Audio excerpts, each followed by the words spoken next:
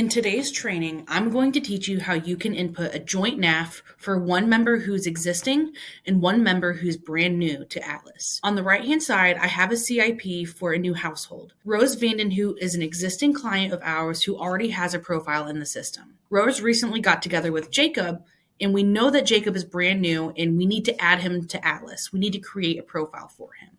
Whenever you are in the situation where you have two people on a CIP where one is brand new and one is existing, the best place to start is on the home page in the Create New Client Record area. We want to start by creating the brand new person because it also gives us the opportunity to create a brand new household for them. To get to the homepage of Atlas, you can see this whenever you log in, or you can simply click the house icon. Once you're on the homepage, to input the NAF, you want to start in the Create New Client Record area. You're going to get the first question of select account type. These are two people, so I want to press person and press next. I'm now getting some household questions. Rose and Jacob do not have an existing household profile for me to search.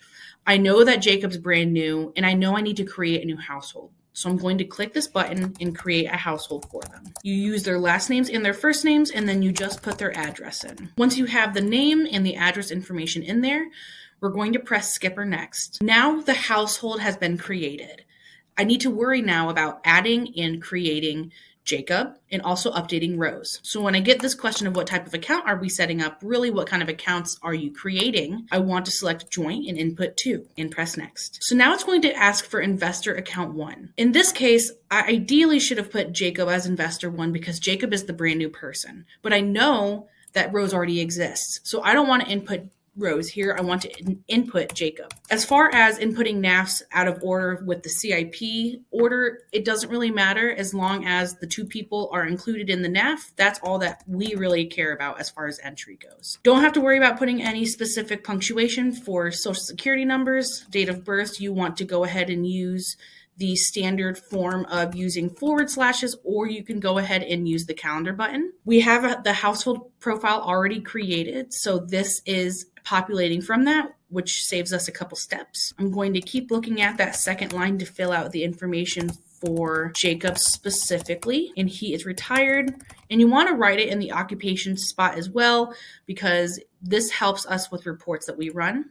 And the last thing is just making sure that we have his driver's license number included. So after we confirm that all of this information for Jacob is accurate, we want to go ahead and press next. So now we just created Jacob's brand new profile. However, we know that Rose exists, so we want to go ahead and use this search bar to search for an existing client.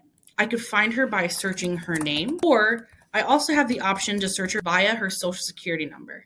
So if I click that, it'll show me her name like this, and I can press next, and you will see her existing profile information is going to populate. So we just want to make sure that what we have on our CIP over here matches her profile. And it looks like everything is already good to go. We have nothing to update. So once I press next on Rose's contact info, now it's asking for the household information as far as financials go. So this follows the same order, and I'm just going to go through and input my financial data. And I have my two disclosures. My checkbox for my annual notices opt-out is checked, so I want to check that here. And I do have emails provided. And per the email disclosure listed here, if there are any emails provided, I want to go ahead and make sure this box is checked. Once we confirm that all of our financial data is accurate, we can press next. And the last step is uploading the CIP.